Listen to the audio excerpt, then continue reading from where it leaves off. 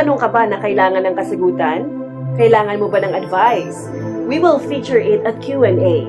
For only 200 pesos, we will answer your questions or give advice.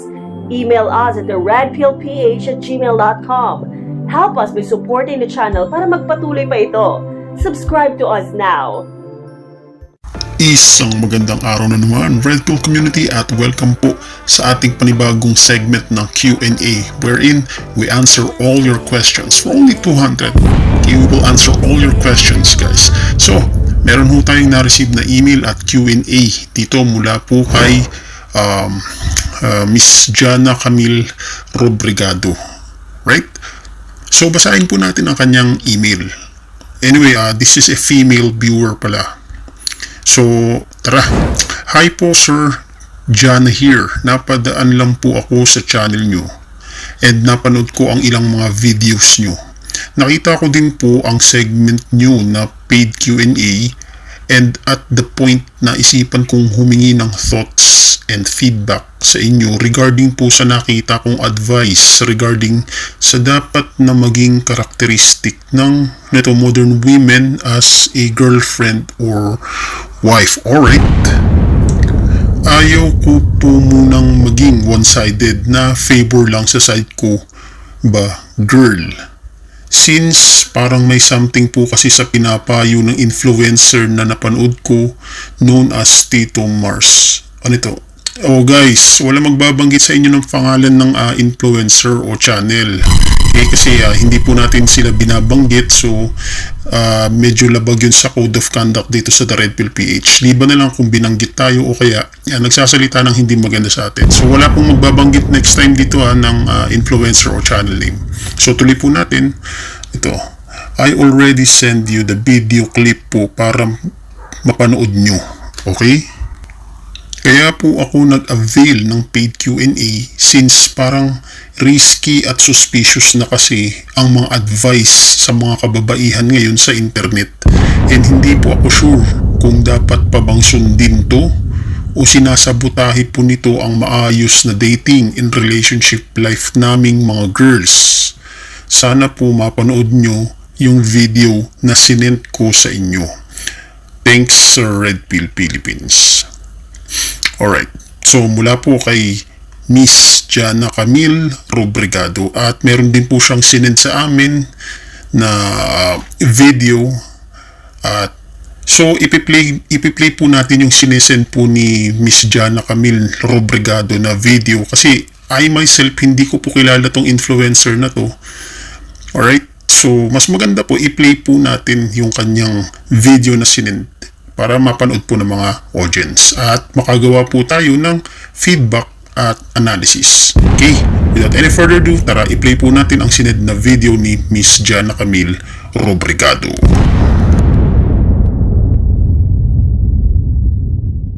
Nakarating na nga sa class is na pangit kay Ato yung isa sa mga videos ko, and sabi ng mga girlies is nireview daw niya. So panoorin natin and tignan natin kung ano yung hanash niya doon. Let's watch. Hindi ka nanay ng jowa mo. Sa tagal-tigilan mong pag-aasikaso dyan, pinagluluto mo, pinaglalaba mo, pinaglilinis mo, pinaghahandaan mo ng baon. Girl, ano ka ba niyan? Yung totoo. Girlfriend, alila, or nanay? 'Di ba? Kung nanay ka niya, by all means, erase mo siya. Palakihin mo siya. Kung katulong ka niya, by all means at binabayaran ka niya, pagsilbihan mo. Paglaba mo, pagluto mo, paliguan mo, paghain mo ng pagkain, paglinis mo ng bahay, 'di ba? Pero kung girlfriend ka pa lang at ginagawa mo yung mga yun without the ring, girl, grow up. Hindi ko malaman kung bakit parang patanga na ho tayo ng patanga dito sa internet. Bali ang sinasabi mo, maling-mali na pinagsisilbihan, di ba? Nung girlfriend, yung boyfriend, di ba? Parang ganun sinasabi mo. Maling-mali na inaasikaso nung girlfriend yung boyfriend. Maling-mali na inaasikaso at pinagsisilbihan nung girlfriend yung boyfriend. Kasi nga, hindi naman siya nanay nun. Ganon? Eh di dapat yung boyfriend hindi rin gumagastos. Hindi rin nagpo-provide dun sa girlfriend niya. Kasi hindi naman siya yung tatay ng girlfriend niya. Ganon ba yun? Ganon ba yun? Ganon ba yun? Eh di yung boyfriend, bawal na rin gumastos dun sa girlfriend. Di ba? Yung boyfriend, wag na rin siyang magpo-provide para dun sa girlfriend. Kasi nga, hindi naman siya yung tatay nun. Ganon ba yun? Ha? Tsaka sige nga, di ba? Paano? Di ba? Na paanong papakasalan at aasawahin kung girlfriend pa lang hindi na siya makikitaan ng pagiging wife material? Ha? Kung hindi niya aasikasohin yung boyfriend niya, hindi niya pagsisilbihan, hindi niya ipapakita na kayang-kaya niyang gawin yung bare minimum ng mga babae. Yung ganyan, bare minimum yan eh. Dapat lahat ng babae, kayang gawin yan yung pagsilbihan, ipagluto, maglinis-linis sa bahay, di ba? Bare minimum yan, di ba? Katangian yan ng isang wife material. Na paano nga asawahin yung babae kung girlfriend pa lang hindi siya nakikitaan ng mga ganyan, di ba? Hindi ko alam bakit tayo patanga ng patanga dito sa internet. Patanga tayo ng patanga, di ba? Alam mo kasi, yung pag-woman empowerment, ipaubaya mo sa mga babae yan. Di ba? Lalaki ka eh. Magagaganyan ka dyan. Sumasablay ka tuloy. Paubaya mo sa mga kapwa nila babae ang woman empowerment shit na yan. Ikaw lalaki ka, dito ka sa tabi ko. At saka kahit i-google mo, utos yan. Di ba? Utos yan. Hindi ko lang alam kung anong verse. Pero utos yan. Na ang mga babae should be submissive sa kanilang asawang lalaki. Di ba? Di ba yun na lang? Sige. Yun na lang eh. Di ba? Sige, sagutin mo. Sagutin mo. Paanong pakakasalan yung babae kung mag-boyfriend-girlfriend pa lang sila? Hindi na makikitaan yung babae ng pagiging wife material. Hindi niya inaasikaso, hindi niya pinagsisilbihan yung boyfriend. Paano pang aasawain yun? Sige nga, sagutin mo. Diba? Sagutin mo. Dahil dyan sa pinagsasasabi mo, maraming babae ang hindi pa kakasalan pag nakinig sila sa'yo. Anang puta naman, oh. Content na content, eh. Pag walang maisip na content ngayong araw, pagpabukas. Hindi yung kung ano-ano sinasabi. Puta. Alright. Well, hindi ko naman po kasi akalain na akala ko po is sa western countries lang merong ganito mga kalalang mga toxic women empowerment, okay, strong personality women empowerment and encouragement. Hindi po pala ako makapaniwala na kahit dito rin pala sa Pilipinas may nagtuturo pala ng mga ganitong mga influencers. Kasi once again po hindi po namin inaatake yung influencer o channel. Actually, hindi po namin kilala yung influencer. Ayaw po namin magbanggit ng pangalan.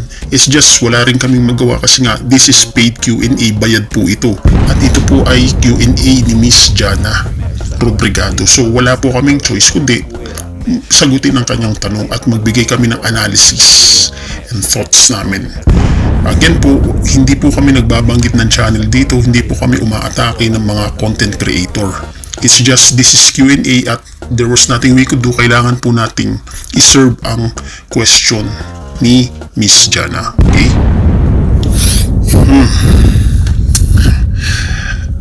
Well, actually I was shocked. I was shocked.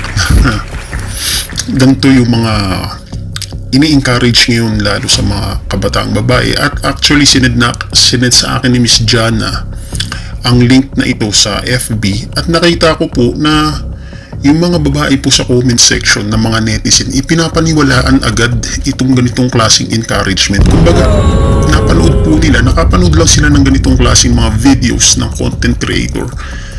Yung mga babae po, ang napansin ko po pala na nababasa ko sa comment section, tinatanggap po agad nila. Hindi na po nila china-challenge itong mga ganitong klaseng mga encouragement sa kanila. I mean, pag napanood po nila, nag-a-agree po sila. Gets?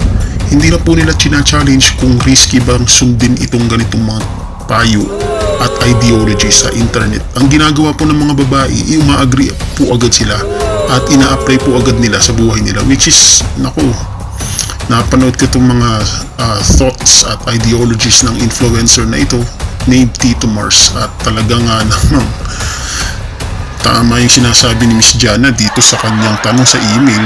Nagdududa kasi si Miss Jana rito. Sabi niya rito is parang risky at suspicious na kasi yung mga advice sa mga kababaihan ngayon. Hay, salamat, Diyos mio.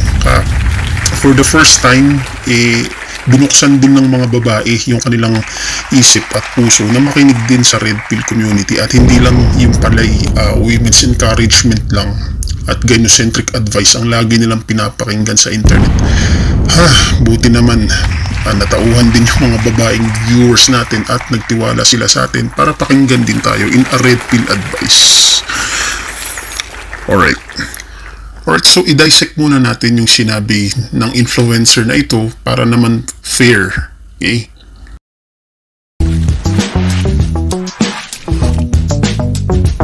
May mga tanong ka ba na kailangan ng kasagutan?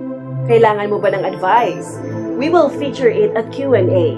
For only 200 pesos, we will answer your questions or give advice. Email us at theredpillph@gmail.com. Help us by supporting the channel para magpatuloy pa ito. Subscribe to us now. First off, let me start by saying na hindi porket marami yung following mo is you have the right to bully someone. Most especially minority. As a gay, I'm included in minorities. Okay, wait. Dito po sa sinabi ni Tito Mars na ito, sinabi po niya, hindi porki marami yung following mo is you have the right to bully someone. Well, first and foremost, I'm not sure, pero hindi ko alam kung anong connect ng sinasabi niya na mga dami ng followers dito. Correct me if I'm wrong, pero upon reviewing the contents of this influencer kasi, he himself actually did the bullying, especially to men. Kasi pinapanood ko rin at sinusurveillance ko rin yung mga content nitong influencer na to, and napansin ko sa mga videos na ginagawa niya, actually siya yung gumagawa ng bullying, especially sa mga lalaki. So according to him, he said, i-play natin yung video para mas accurate. Tigil-tigilan yung pagpatol sa mga lalaking mas mababa pa sa inyo. Tigil-tigilan yung pagpatol sa mga lalaking mas mababa pa sa inyo. Mas walang pera, mas pangit, mas walang alam, mas walang pangarap. 'Di ba? Alright, sinabi niya doon sa isa sa mga videos niya at ideology na kanyang ini-inculcate at sinasuggest sa mga kabataang kababaihan, tigil-tigilan daw nila, tigil-tigilan nyo ang pagpatol sa lalaking mas mababa pa sa inyo. Yung mga walang pera, yung mga pangit. Wow, ang harsh naman nun. Mas walang alam, mas walang pangarap. So yun yung sinasabi niya. And even sa unang bungad pa lang, actually may bullying na nga dito sa video na to. When he said po na sinabi niya rito sa video na nakarating na sa class S na pangit na si Ato. So itong Ato na to, I think influencer din to. Siya yung critics dito. So i-play natin. Nakarating na nga sa class S na pangit, kay Ato yung isa sa mga videos ko, and sabi ng mga girlies is nireview daw niya. Alright, so nakita po ninyo dun sa unang part ng sagot niya. Actually, dun pa lang may bullying na. Okay? Kung titignan nyo naman kasi dito sa video na sinend ni Miss Jana, wala namang bullying na ginagawa si Ato. Wala naman kasi pinanood ko naman yung video, wala naman. He is criticizing the ideology and advice of this content creator named Tito Mars. Kaya niya sinabing patanga ng patanga yung lumalabas sa internet. Hindi ko malaman kung bakit parang patanga na ho tayo ng patanga dito sa internet. So, he did not said na tanga si Tito Mars. Hindi niya sinasabing tanga yung tao, hindi niya inaatake o pinepersonal yung content creator na si Tito Mars. Nasasabi niya lang yun kasi nga dahil dun sa strange na ideology and advice. Kaya nasabi ni Ato na patanga ng patanga ang lumalabas sa internet. So mamaya-maya i-analyze po natin itong mga sinabi ni Tito Mars at gagawa tayo ng in-depth analysis at thoughts. So sinabi niya lang na patanga ng patanga ang lumalabas sa internet. So yung mga lumilitaw na ideologies ang tinutukoy niya at hindi mismo yung influencer. So upon observing, I think walang bullying na ginawa dito. Instead sa nakita ko it's Tito Mars pa nga na gumagawa ng bullying sa tao based dun sa videos niya. Napanood nyo naman, di ba? Yun yung mga sinasabi niya. Tigil-tigilan daw yung pagpatol sa lalaking mas mababa pa sa iyo. Mas walang pera, mas pangit, mas walang alam, mas walang pangarap. Okay, so no doubt bullying yan kasi para mo namang sinabi na itong mga tao, mga lalaking to, mga pulubi, mga pangit, mga walang alam, mga bobo, walang pangarap. So meaning ba lahat ng tao may pangarap, walang tao walang pangarap kasi hindi ka makakasurvive kung wala kang pangarap. Anyway, so yun lang po yun. Ito po yung ating analysis at response at thoughts dito sa unang sinabi niya na hindi porke marami yung following ni Ato may right na siya to bully someone, which is walang bullying na nangyari. Wala akong nakita na nang bully si Ato. At least fair tayo dito. Actually si Tito Mars pa nga yung nambubuli rito. Alright, klaro tayo? Okay, so punta naman po tayo sa pangalawa na sinabi niya. And personally, I feel attacked kasi meron siyang sinabi sa last part na as a gay, bakit daw kailangan kong mag-empower ng woman hindi naman ako biologically woman, di ba? Alright, personally, I feel attacked kasi meron siyang sinabi sa last part na as a gay, bakit daw kailangan kong mag-empower ng women hindi naman ako biologically women. Alright. Well, I'm not sure kung ganyan yung sinabi niya pero wala akong nakitang nasagasaan niya ang pagiging gay ni Tito Mars. Hindi ko nakita yun sa video na disrespect ni Ato yung pagiging gay kasi wala namang sinasabing ganun i-replay niyo yung video, ewan ko lang. So, kahit i-replay pa natin yung video, sige, replay nga natin. Diba? Alam mo kasi, yung pag-woman empowerment, ipaubaya mo sa mga babae yan. Diba? Lalaki ka magagaganyan ka dyan. Sumasablay ka tuloy. O, diba? So, sinabi lang niya na ipaubaya mo na sa mga women ang empowerment nila at ikaw bilang lalaki, dapat doon ka sa tabi niya. Replay natin yung video. Paubaya mo sa mga kapwa nila babae ang woman empowerment shit na yan. Ikaw lalaki ka, dito ka sa tabi ko. At saka kahit i-google mo, utos yan. Di ba? Utos yan. Hindi ko lang alam kung anong verse. Which is, oo nga naman, syempre, I know, he is a gay and I respect that. However, syempre, dalawa lang officially ang gender, lalaki at babae. I understand that. So, well, first, I respect gay community. They are also humans too. Okay? But the point here is that if he is not a man, since he is a gay, what's the point of giving advice that is tailored only sa isang side lang, which is female gender? Diba? And ang downside pa nito is, selfish behavior pa pala yung ini-inculcate ni Tito Mars sa mga kababaihan. Okay? Well, I personally understand kung mas pabor at bias siya sa side ng babae. But I think hindi ba dapat kung magbibigay ka man ng payo, ng advice, at maglalabas ka ng ideology sa public regarding sa mga magkasintahan kasi nagbibigay siya ng payo sa mga magkasintahan dito bakit hindi pa advice sa kung ano ang dapat gawin ng girlfriend sa kanyang boyfriend and vice versa, ano ang dapat niyang iwasan. Then magbigay ka rin ng advice sa mga lalaki ano ang dapat na gawin niya para magsumaya, masatisfy yung girlfriend niya, ano yung mga dapat iwasan. Hindi ba dapat ganun? Because, kapag ganito, pag ganito yung advice mo, nagbibigay ka ng healthy advice sa magkasintahan, makakatulong ka na makapag-produce ng healthy relationship dynamics ng babae at lalaki.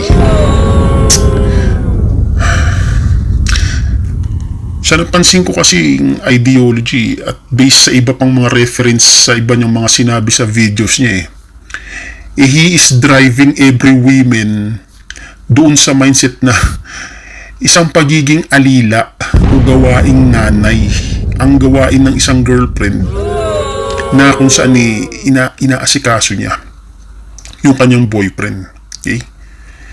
So, yun yung gusto niyang palabasin na isang pagiging alila at gawain ng isang nanay kapag ginawa ng isang girlfriend ang part niya sa loob ng pakikipagrelasyon niya sa lalaki. Tama ba? I-play niya yung video. Tignan niyo. Alright? Kaya dapat tigil-tigilan mo ang pag-aasikaso dyan. O sige, i-replay natin yung video. Sige.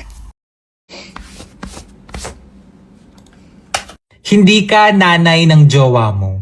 Sa tagal-tigilan mong pag-aasikaso dyan, pinagluluto mo, pinaglalaba mo, pinaglilinis mo, pinaghandaan mo ng baon. Naku po. So, ang terms and conditions is applicable lang a side ng girlfriend. Tama?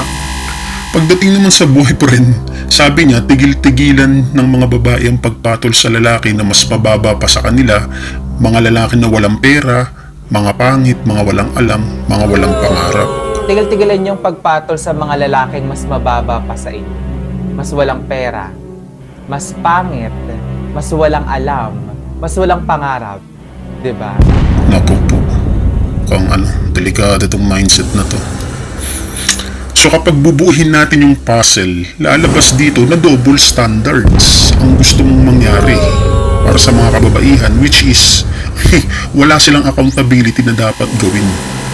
Kundi mag-receive lang ng mag-receive, tumanggap lang ng tumanggap. Samantalang, if you carefully analyze, may standards at requirements na kailangan ma-meet yung mga lalaki, which is ayon sa'yo, sinabi mo sa video na dapat lang pumatol ang mga babae sa mas mataas sa kanila. Dun sa lalaking may peras, dun sa gwapo, dun sa hindi mga pangit, dun sa mga mas matatalino, dun sa mga may alam at may mga pangarap lang.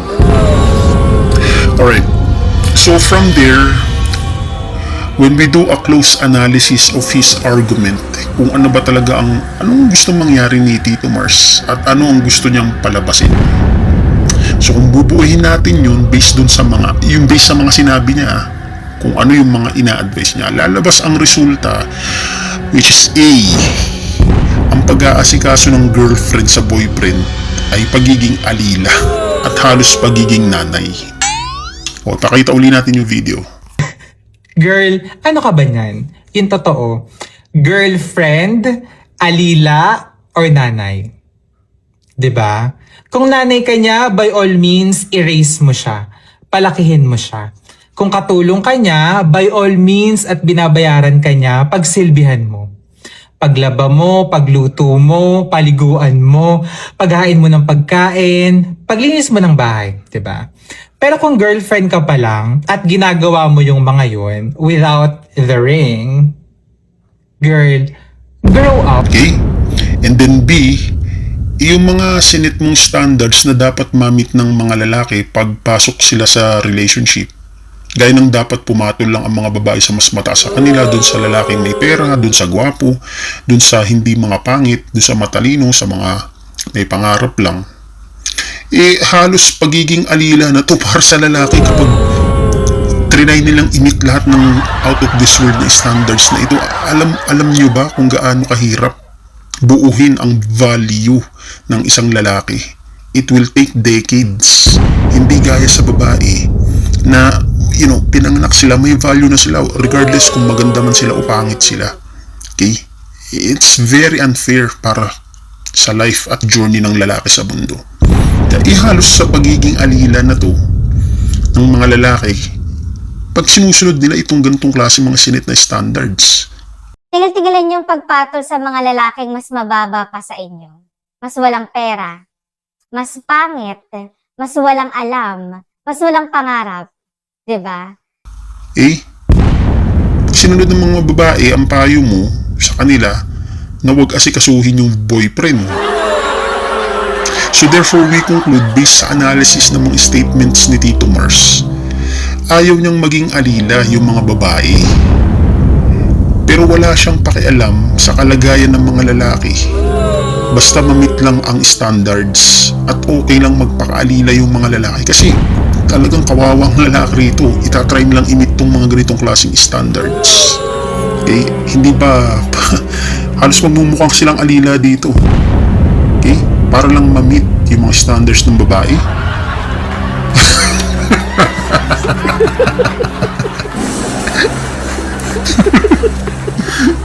Sabi, kapag ganito ang conclusion na na-acquired natin based sa step-by-step analysis na ito,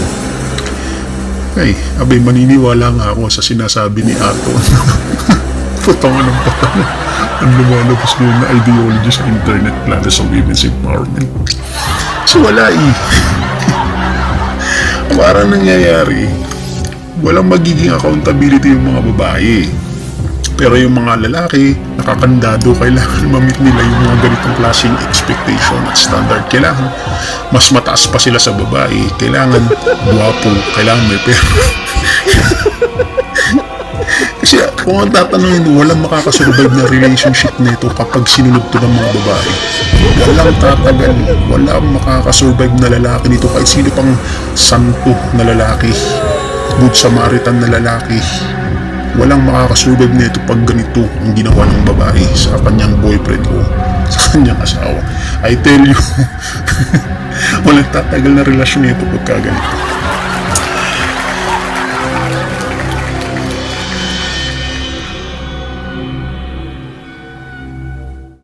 May mga tanong ka ba na kailangan ng kasagutan? Kailangan mo ba ng advice? We will feature it at Q&A.